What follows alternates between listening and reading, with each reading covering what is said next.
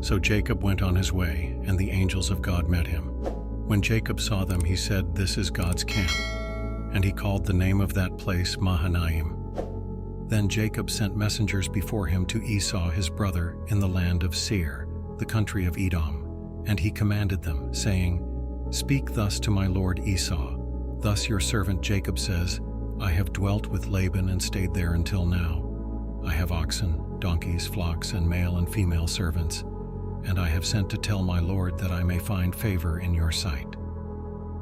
Then the messengers returned to Jacob, saying, "We came to your brother Esau, and he also is coming to meet you, and 400 men are with him." So Jacob was greatly afraid and distressed, and he divided the people that were with him and the flocks and herds and camels into 2 companies.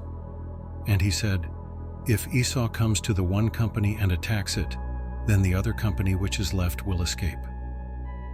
Then Jacob said, "O God of my father Abraham and God of my father Isaac, the Lord who said to me, 'Return to your country and to your family, and I will deal well with you. I am not worthy of the least of all the mercies and of all the truth which you have shown your servant, for I crossed over this Jordan with my staff, and now I have become 2 companies. Deliver me, I pray, from the hand of my brother, from the hand of Esau, for I fear him lest he come and attack me and the mother with the children. For you said, I will surely treat you well and make your descendants as the sand of the sea, which cannot be numbered for multitude." So he lodged there that same night and took what came to his hand as a present for Esau his brother: 200 female goats and 20 male goats, 200 ewes and 20 rams, 30 milk camels with their colts, 40 cows and 10 bulls, 20 female donkeys and 10 foals.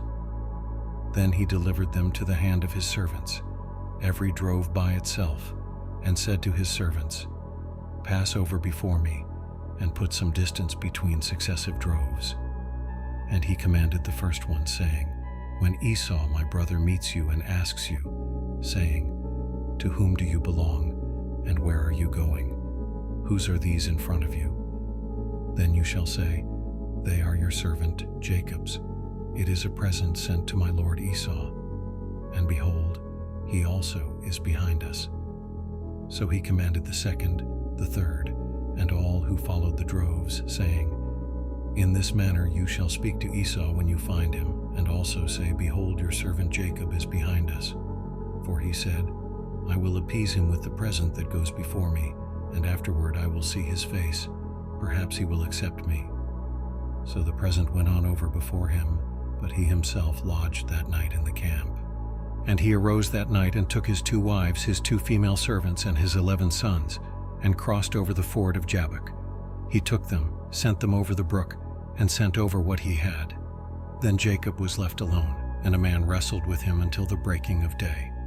Now when he saw that he did not prevail against him, he touched the socket of his hip, and the socket of Jacob's hip was out of joint as he wrestled with him. And he said, "Let me go, for the day breaks." But he said, "I will not let you go unless you bless me." So he said to him, "What is your name?" He said, "Jacob."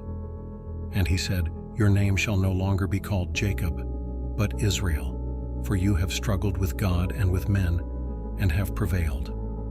Then Jacob asked, saying, "Tell me your name, I pray." And he said, "Why is it that you ask about my name?" And he blessed him there. So Jacob called the name of the place Peniel, for I have seen God face to face, and my life is preserved. Just as he crossed over Penuel, the sun rose on him, and he limped on his hip. Therefore to this day the children of Israel do not eat the muscle that shrank, which is on the hip socket, because he touched the socket of Jacob's hip in the muscle that shrank.